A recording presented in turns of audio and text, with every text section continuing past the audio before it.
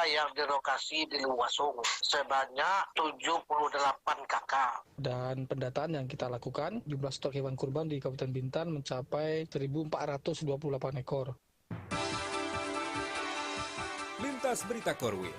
Lintas Berita Korwil mengetengahkan berbagai peristiwa yang terjadi di sekitar Koordinator Wilayah Nusantara 15, RRI Pekanbaru, RRI Padang, RRI Tanjung Pinang, RRI Bukit Tinggi, RRI Batam, RRI Ranai, dan stasiun produksi RRI Bengkalis. Aktual, menarik, dan berimbang.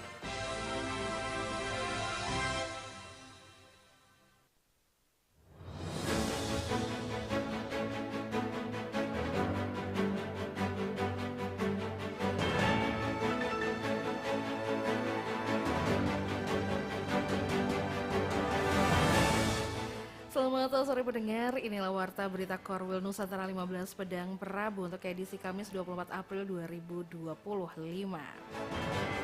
Bersama saya Irvi Anissa tentunya akan menemani Anda dengan berbagai informasi dari Korwil Nusantara 15.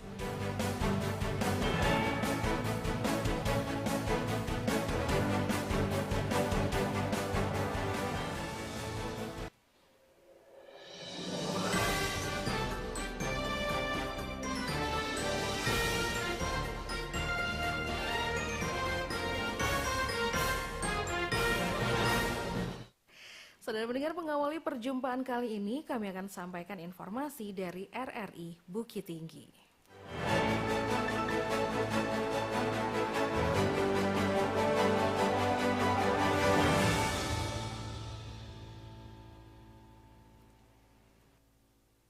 Pendengar, pemerintah Kabupaten 50 Kota menyalurkan bantuan kepada korban kebakaran di Mungka Tangah, Kenagarian Mungka sebagai wujud kepedulian terhadap warga. Berikut laporan Irsyad.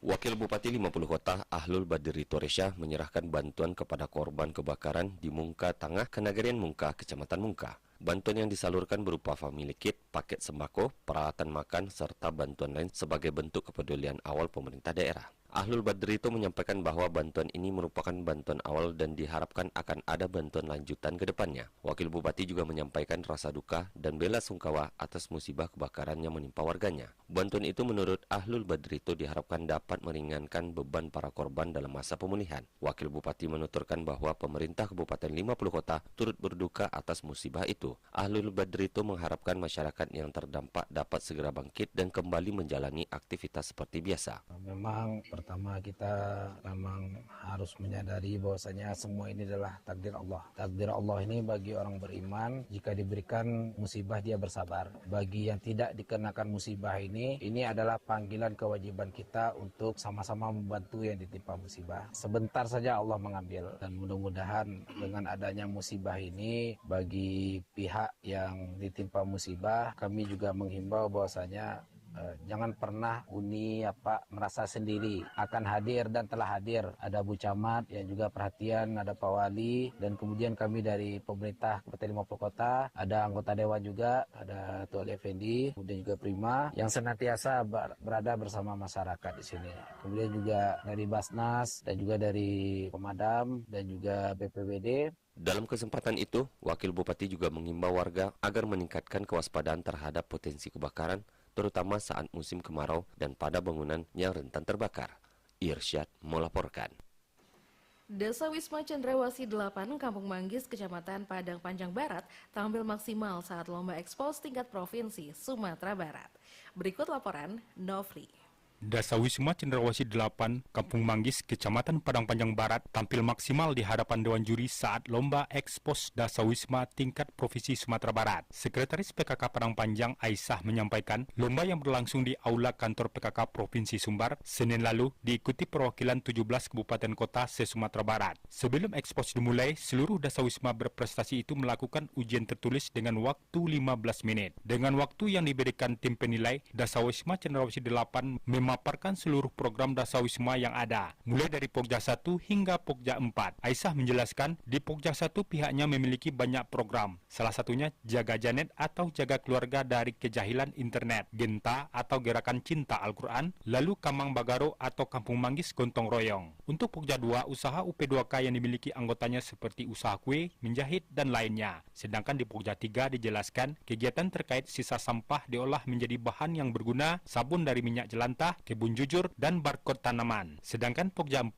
ada pembinaan PHBS, Posyandu, memberikan sosialisasi kepada remaja terkait stunting, dan mengajak masyarakat untuk gemar memakan ikan setiap Jumat. Administrasi PKK, tentang Pokja 1 juga dilaksanakan tentang pembinaan anak dan remaja, paredi, ada kisah, kilas, ada beberapa unsur yang dinilai dari Pokja 1. Pokja 2 juga ada UP2K, ada Gelari Pelangi, UP2K-nya ada Kampung Mandirinya, ada Rumah Dilannya juga. 3 itu hatinya PKK, aku hatinya PKK. Itu semua halaman dinilai. Tanaman, toga-toga, size-size-nya juga dinilai tentang Pokja 3, hatinya PKK yang dilihat. Pokja 4, PABS Plus. Sekretaris PKK berharap dengan penampilan ekspos ini agar Padang Panjang dapat masuk nominasi dan terpilih untuk ikut dalam tahapan lomba selanjutnya. Nofri melaporkan. Kita beralih ke RRI Tanjung Pinang. Menjelang perayaan Idul Adha, Dinas Ketahanan Pangan dan Pertanian Bintan mulai melaksanakan pendataan stok hewan kurban. Reni Ilda Valantra melaporkan. Pemerintah Kabupaten Bintan melalui Dinas Ketahanan Pangan dan Pertanian atau DKPP melaksanakan kegiatan pendataan stok hewan kurban sekaligus memantau kesehatan hewannya. Hal ini dilakukan dalam rangka persiapan menyambut Hari Raya Idul Adha 1446 Hijriah. Kepala Bidang Peternakan dan Kesehatan Hewan DKPP Kabupaten Bintan Dr. Hewan Iwan Beri Prima mengatakan, pendataan hewan kurban dan pengawasan kesehatan hewan dilaksanakan sejak 2 bulan menjelang Hari Raya Idul Adha. Proses ini akan berlangsung hingga nanti saat pemotongan hewan kurban. Adapun kegiatan ini juga termasuk memastikan bahwa stok hewan kurban yang ada di Kabupaten Bintan dipastikan sehat dan layak memenuhi syarat sah sebagai hewan kurban, seperti hewan dalam kondisi sehat, tidak cacat, kondisinya tidak kurus, cukup umur, dan diutamakan hewan jantan. Dia juga menyebut berdasarkan hasil pendataan hingga 21 April 2025, jumlah stok hewan kurban di Kabupaten Bintan mencapai 1.428 ekor yang terdiri dari 966 ekor sapi dan 462 ekor kambing. Berdasarkan hasil pengawasan dan pendataan yang kita lakukan hingga 21 April ini jumlah stok hewan kurban di Kabupaten Bintan mencapai 1.428 ekor, terdiri dari 966 ekor sapi dan 462 ekor kambing. Menurutnya jumlah ini bisa saja bertambah mengingat pelaksanaan pemotongan hewan kurban masih lama. Selain itu juga ada beberapa peternak yang sedang mengurus persyaratan mendatangkan ternak dari luar Kabupaten Bintan. Reporter RRI Tanjung Pinang Reni Ilda Valantra melaporkan. Pelantar wisata mangrove yang berada di kawasan Kota Rebah Tanjung Pinang kini tak bisa lagi dinikmati pengunjung karena rusak parah dan tidak layak digunakan. Selengkapnya, laporan Aryo Wisnu. Pelantar wisata di Kota Rebah Tanjung Pinang terlihat rusak dan ditutup untuk wisatawan karena kondisinya yang tidak layak. Jembatan di kawasan hutan mangrove itu terlihat tanpa penyangga dan ponton dermaga juga sudah rusak parah. Kepala Dinas Pariwisata Kota Tanjung Pinang Muhammad Nazri menyatakan bahwa pelantar itu memang sudah lama tidak digunakan karena kerusakan. Pihaknya telah meminta Dinas PUPR untuk melakukan uji kelayakan konstruksi sehingga belum mengetahui kapan perbaikan akan dilakukan karena masih menunggu hasil uji kelayakan dan ketersediaan anggaran. Setelah ada uji kelayakan nanti kita hitung apa yang perlu mungkin pagar atau lantainya, itu belum kita hitung. Kalau melihat kondisi anggaran kita belum pasti, yang penting kita lakukan dulu pengujian terhadap beton itu. Nanti baru kita menghitung membuat edit sekaligus menghitung berapa biaya. Muhammad Nazri juga menyampaikan anggaran perbaikan belum bisa dipastikan karena baru akan dihitung setelah pengujian selesai. Jika diperbaiki, pelantar beton ini diharapkan dapat menjadi daya tarik wisata mangrove selain wisata religi dan sejarah yang sudah ada. Karena ke depan kalau udah kondisinya baik, itu juga kita manfaatkan untuk destinasi wisata mangrove, wisata sejarah religi, makam. Untuk sementara kita segera dikelayakan dulu, setelah itu baru kita upayakan. Kepala Dinas Pariwisata Kota Tanjung Pinang Muhammad Nazri juga mengakui bahwa pembangunan pelantar wisata di Kota Rebah sebelumnya sempat tersangkut dugaan tindak pidana korupsi yang berujung pada kualitas konstruksi yang buruk. Meski telah ada pengembalian kerugian negara, namun perbaikan belum bisa dilakukan dalam waktu dekat. Reporter Aryo Wisnu, RRI Tanjung Pinang.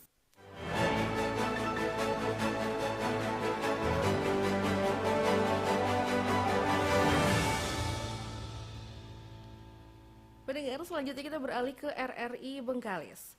Kabupaten Bengkalis ambil bagian penanaman 1 juta pohon yang diluncurkan Kementerian Agama dalam program Ekoteologi Nasional. Reporter Sri Mawarti Syarif melaporkan. Di tengah meningkatnya tantangan global terhadap krisis lingkungan dan menurunnya nilai-nilai toleransi, Kementerian Agama Republik Indonesia mengambil langkah nyata melalui peluncuran program Ekoteologi yang mengusung gerakan penanaman 1 juta pohon matoa secara serentak di seluruh Indonesia dalam rangka Hari Bumi ke-55. Kabupaten Bengkalis menjadi salah satu wilayah yang turut ambil bagian dalam kegiatan nasional ini yang digelar serentak kemarin. Penanaman pohon matoa dilaksanakan di berbagai titik mulai dari kantor Kementerian Agama Kabupaten Bengkalis, kantor-kantor KUA, masjid, pondok pesantren, madrasah diniyah takmiliyah awaliyah MDTA, hingga lembaga pendidikan seperti MAN dan MTS. Program ini mendapat sambutan positif dari berbagai lapisan masyarakat, tidak hanya para guru dan siswa. Kegiatan ini juga diikuti dengan antusias oleh penyuluh agama serta tokoh-tokoh lintas agama di Kabupaten Bengkalis. Kepala Kantor Kementerian Agama Kabupaten Bengkalis melalui Kepala Seksi Pendidikan Diniyah dan Pondok Pesantren, Kasih PD Pontren, Ibrahim menyampaikan bahwa kegiatan ini merupakan bentuk implementasi langsung dari arahan Menteri Agama RI, sekaligus bagian dari Asta Cita Presiden dan Wakil Presiden Republik Indonesia. Nasional ya, itu program dari kami itu yang program Kementerian Agama. Dari Kementerian Agama seluruh kabupaten, kota itu serentak semalam itu tanggal 22. Nah, 1 juta pohon. Programnya khusus pohon matoa. Semalam kami kalau untuk di Bengkalis ada beberapa lokasi di kantor Kemenak, di kantor Kuat, di masjid, di pondok. Ibrahim menambahkan bahwa penanaman pohon tidak hanya dimaksud untuk menjaga keseimbangan lingkungan, tetapi juga sebagai simbol penguatan hubungan antara manusia dengan Tuhan, sesama dan alam semesta, sesuai dengan semangat ekoteologi yang menjadi dasar program ini. Melalui kegiatan tersebut diharapkan tumbuh kesadaran kolektif akan pentingnya peran aktif seluruh elemen masyarakat dalam merawat bumi, serta menjadikan nilai-nilai spiritual sebagai landasan dalam menjaga keharmonisan kehidupan. Reporter Sri Mawarti Syarif, RRI Bengkalis. Ratusan lebih kelompok tani sawit asal Kecamatan Bantan melakukan gugatan terhadap koperasi dan pihak bank terkait persoalan penghasilan yang diterima petani. Reporter Muhammad Iqbal melaporkan. Ratusan petani yang tergabung dalam Perkumpulan Tani Sawit Bantan Tua resmi melayangkan gugatan ke Pengadilan Negeri Bengkalis terhadap Koperasi Meskom Sejati dan Nurizan, Ketua Koperasi Produsen Tuah. Gugatan ini mencuat akibat dugaan ketidaktransparan dalam pengelolaan lahan plasma serta munculnya beban utang miliaran rupiah yang tidak diketahui para anggota. Sebanyak 114 warga desa Bantan Tua, Kecamatan Bantan, menyerahkan lahan seluas 228 hektar sejak 2005. Untuk dikelola oleh Koperasi Meskom Sejati bekerjasama dengan PT Meskom Agrosari Mas melalui pola kebun plasma dan sistem kredit koperasi primer untuk anggota atau KKPA. Namun setelah 8 tahun berjalan, petani mulai mempertanyakan hasil kebun yang dianggap tidak sesuai. Warga hanya menerima Rp300.000 per bulan tanpa kejelasan. Bahkan ada tunggakan namun tidak pernah dijelaskan penyebabnya. Hal tersebut juga disampaikan Windrayanto, penasihat hukum Perkumpulan Tani Sawit Bantan Tua dari kantor advokat MW dan rekan-rekan yang didampingi oleh Helmi Safrizal SH, Farizal SH, Reno Andrentino SH MH, serta perwakilan kelompok. Perbuatan melawan hukum yang mana koperasi dalam hal ini menurut hemat kami bahwasanya kurangnya transparansi daripada pengelolaan lahan milik dari kelompok yang memberi kuasa kepada kami. Untuk Saudara Nurizan, yaitu ada sebagian surat tanah yang milik kelompok tani kami, yaitu dikuasai oleh mereka. Nah, untuk bank Untuk bank dalam hal ini kita merasa tidak merasa meminjam uang ataupun bagaimana bentuk yang lain, akan tetapi tiba-tiba muncul pinjaman utang, dibebankan utang kepada kelompok tani kami khususnya, dan umumnya Bantan Tua, kelompok desa Bantan Tua itu dibebani utang yang kurang lebih sekitar 24 miliar. Lebih lanjut, Windrayanto menjelaskan bahwa lahan yang semula seluas 2 hektar per orang kini berkurang menjadi hanya 1,65 hektar. Tidak hanya itu, para petani juga mendapati dirinya dibebani utang kepada PT Bank Raya Indonesia tanpa sepengetahuan mereka. Permasalahan juga semakin kompleks setelah 57 anggota dari kelompok tani jangkang yang dipimpin Nurizan memutuskan bergabung ke Perkumpulan Tani Sawit Bantan Tua. Namun hingga kini Nurizan disebut belum menyerahkan dokumen administrasi penting milik para anggota yang telah keluar dari kelompoknya. Menanggapi gugatan tersebut, penasihat hukum Koperasi Meskom Sejati Haryanto menyatakan pihaknya akan mengikuti proses hukum yang berjalan dan ia juga mengikuti seluruh proses persidangan, apalagi belum masuk ke pokok perkara dan masih ada tahap mediasi. Tanggapannya kita mengikuti lah, kita tetap hadir sesuai panggilan pengadilan. Tanggal 18 kemarin itu sidang pertama, kebetulan ada pihak yang tak hadir, jadi kemarin ditunda sidangnya untuk 3 minggu ke depan. Jadi masalah gugatan dari Pak Sapri CS nanti kita jawab pada pembuktian nanti. Ditambahkannya untuk tahap pertama, sidang dimulai pada 18 April 2025. Namun karena ada satu pihak tidak hadir, maka sidang ditunda. Kasus ini tengah diproses di Pengadilan Negeri Bengkalis dan mendapat perhatian luas dari masyarakat setempat. Reporter Muhammad Iqbal, RRI Bengkalis.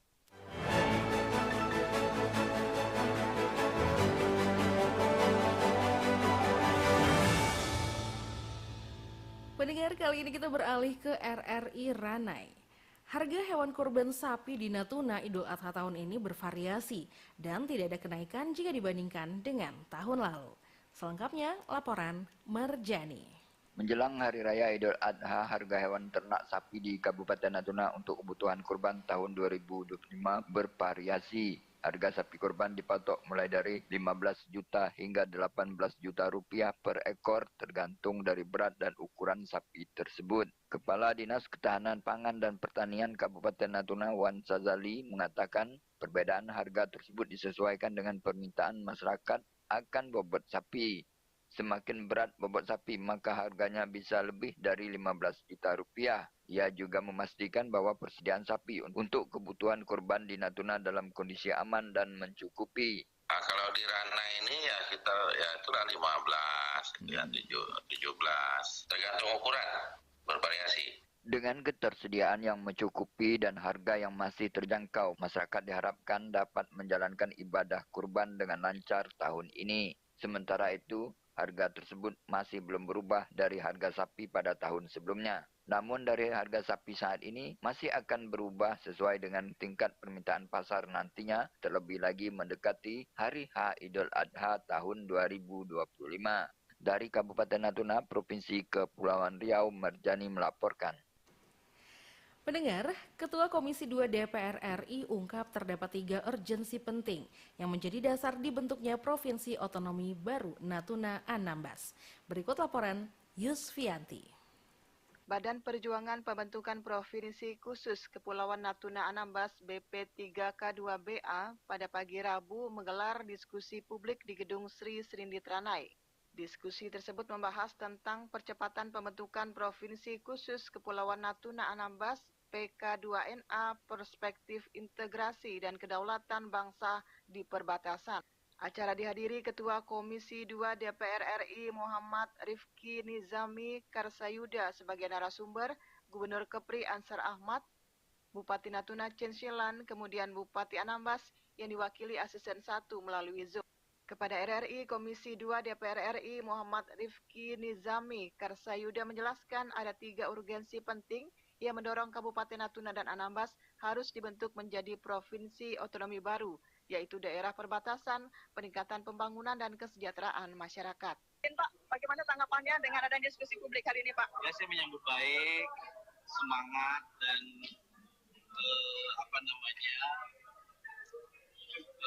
keinginan dari masyarakat Kabupaten Natuna dan Anambas, termasuk inisiasi dari panitia pembentukan provinsi kepulauan yang ada di Natuna dan Anambas ini. Saya menyampaikan urgensinya setidaknya 3 hal.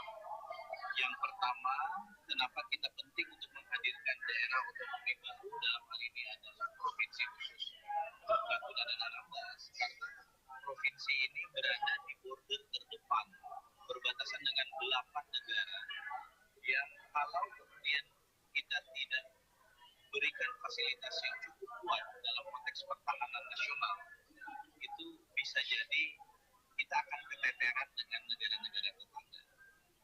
Yang kedua, tentu provinsi ini punya sumber daya dan sumber ekonomi yang bisa dimaksimalkan, yang tentu kesejahteraan masyarakat dan wilayah di perbatasan itu menjadi kata kunci. Karena kalau sampai disparitas kesejahteraan kita dengan negara lain itu terlalu jauh, maka segala potensi kejahatan bisa terjadi, illegal fishing bisa terjadi, illegal mining oil bisa terjadi, dan segala macam. Orang-orang kita akan mudah terbujuk untuk ikut melakukan kejahatan yang dipicu oleh warga negara asing, karena mereka tidak sejahtera di daerahnya sendiri.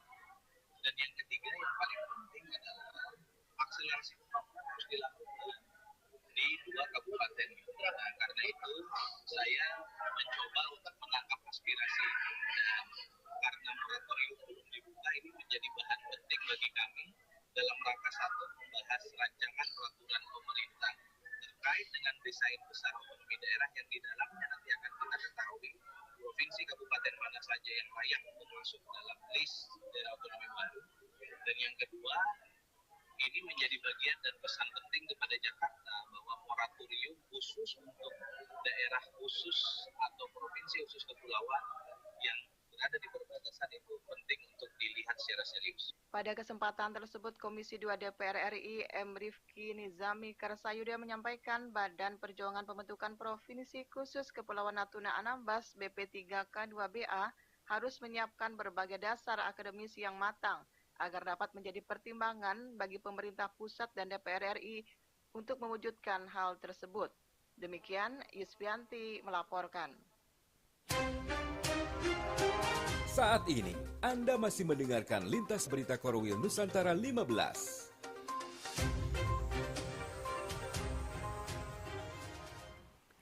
Pendengar, kabar selanjutnya dari RRI Padang. Sebanyak 78 kepala keluarga asal Kecamatan Canduang Ampe Angke, Sungai Pua dan Malala yang terdampak banjir lahar dingin direlokasi ke rumah khusus hunian tetap di Nagari Talago, Kecamatan Lubuk Basuang hari ini. Selengkapnya disampaikan Hans Primananda.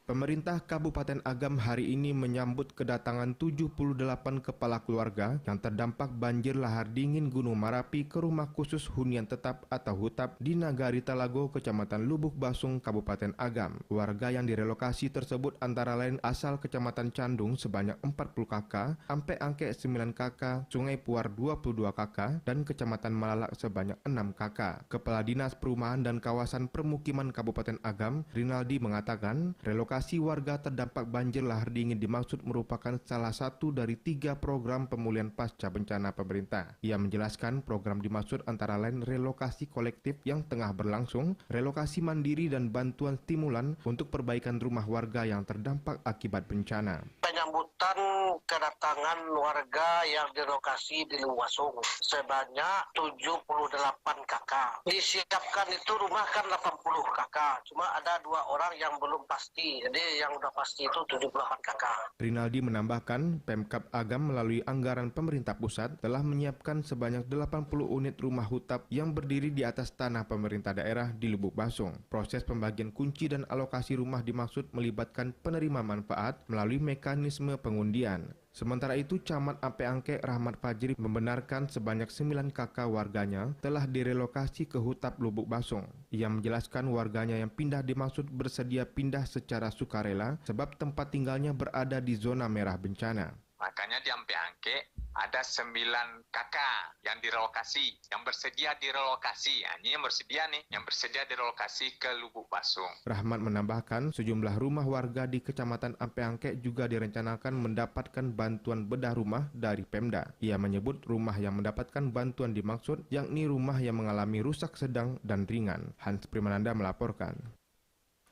Pemerintah Kabupaten Pesisir Selatan menghadiri pertemuan program sekolah rakyat yang digelar Kementerian Dalam Negeri dan Kementerian Sosial di Gedung Konvensi TMP Kalibata, Jakarta kemarin. Pertemuan dimaksud bertujuan membahas dan mengklarifikasi usulan penyelenggaraan program sekolah rakyat di daerah. Bobby Febrianda melaporkan.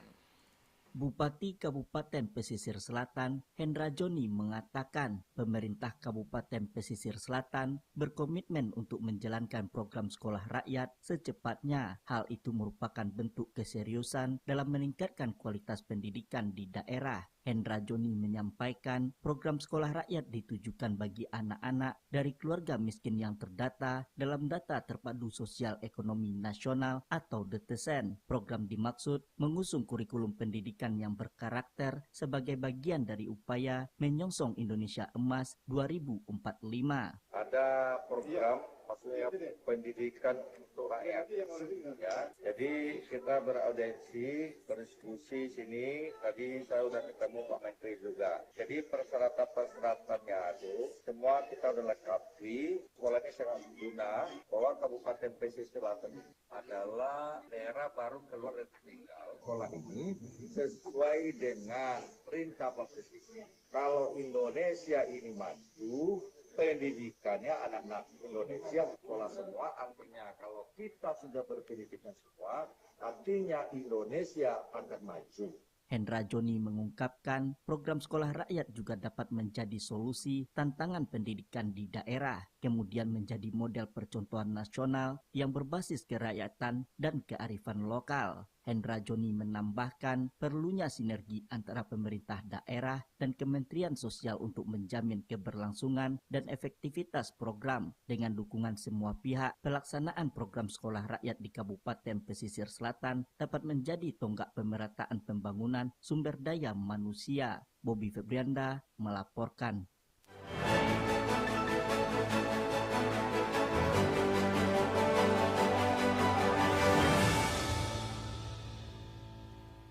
Pendengar, selanjutnya kita beralih menuju RRI Batam.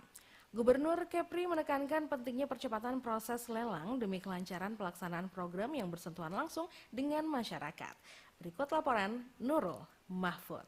Gubernur Kepulauan Riau Ansar Ahmad meminta seluruh organisasi perangkat daerah di lingkungan Pemprov Kepri untuk segera menyiapkan berkas lelang maupun tender proyek pemerintah. Permintaan tersebut disampaikan mengingat saat ini telah memasuki triwulan kedua tahun anggaran 2025. Menurutnya, proses tender harus segera dilakukan agar program pembangunan dapat berjalan tepat waktu. Ia menekankan bahwa percepatan pelaksanaan proyek pemerintah sangat penting untuk mendorong pertumbuhan ekonomi daerah dan memberikan manfaat langsung kepada masyarakat. Keterlambatan proses administrasi dikhawatirkan dapat berdampak pada molornya realisasi anggaran dan hasil pembangunan. Kami minta kepada OPD-OPD yang sekarang sedang menginput perubahan-perubahan itu supaya disegerakan. Dan saya berpesan juga kepada semua OPD, karena waktu kita terbatas, ini sudah bulan April, setelah perkada ditandatangani semua supaya berjalan dengan cepat dan baik. Terutama kegiatan-kegiatan yang harus melalui proses lelang, supaya segera diinput ke sirupnya masing-masing, supaya proses lelang disegerakan dan pekerjaan masih punya waktu kita 6 bulan, 7 bulan untuk bekerja maksimal. Insya Allah semua pekerjaan bisa kita selesaikan dengan baik. Gubernur Kepri Ansar Ahmad menyampaikan tahun 2025 adalah tahun penting untuk mengejar berbagai target pembangunan daerah, termasuk proyek infrastruktur, pendidikan, kesehatan, dan pelayanan publik. Karena itu ia mengingatkan seluruh OPD untuk tidak menunda-nunda proses penyusunan dokumen lelang. Gubernur juga meminta agar seluruh proses pengadaan dilakukan secara transparan, akuntabel, dan sesuai dengan aturan yang berlaku. Dari Batam, Kepulauan Riau, Nur Mahfud melaporkan. Apindo pastikan Batam tidak akan terpengaruh penurunan daya beli jika terus melakukan transaksi pembelian di tingkat lokal untuk putar ekonomi. Laporan Ahmad Rifai Kasim.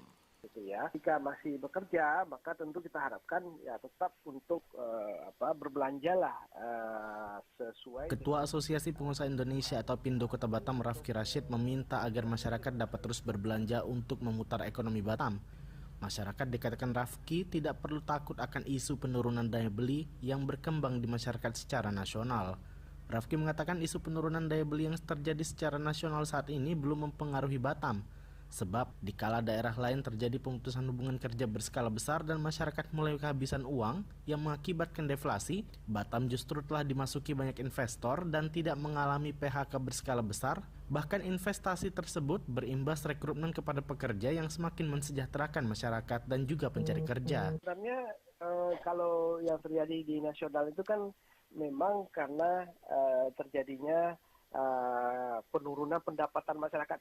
Ada yang informasinya makan tabungan ya, karena sudah nggak punya penghasilan ya. Untuk masyarakat di Batam kita yakin masih rata-rata itu masih bekerja gitu ya. Jika masih bekerja, maka tentu kita harapkan ya tetap untuk berbelanjalah sesuai dengan kebutuhan. Namun berbelanja yang dimaksudkan oleh Ketua Apindo Batam ini adalah berbelanja di dalam negeri atau skala daerah di Batam dan Kepulauan Riau, alias tidak melakukan pembelian di luar daerah ataupun berbelanja di luar negeri.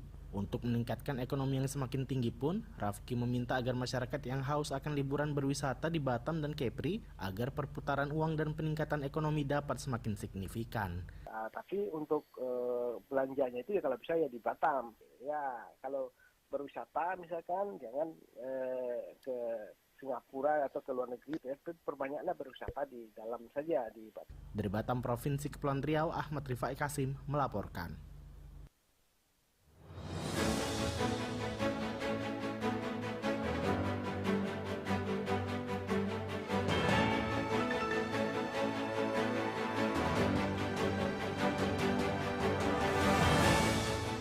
Pendengar, berita dari RRI Batam tadi sekaligus menutup seputar berita Korwil Nusantara 15 sore ini. Terima kasih Anda sudah bersama kami.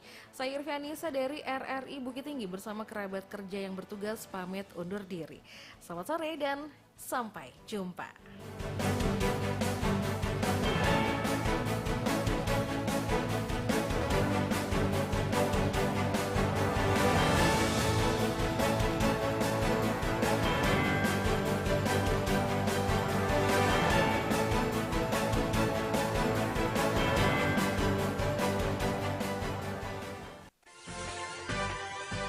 Sekian Lintas Berita Korwil Nusantara 15 hari ini.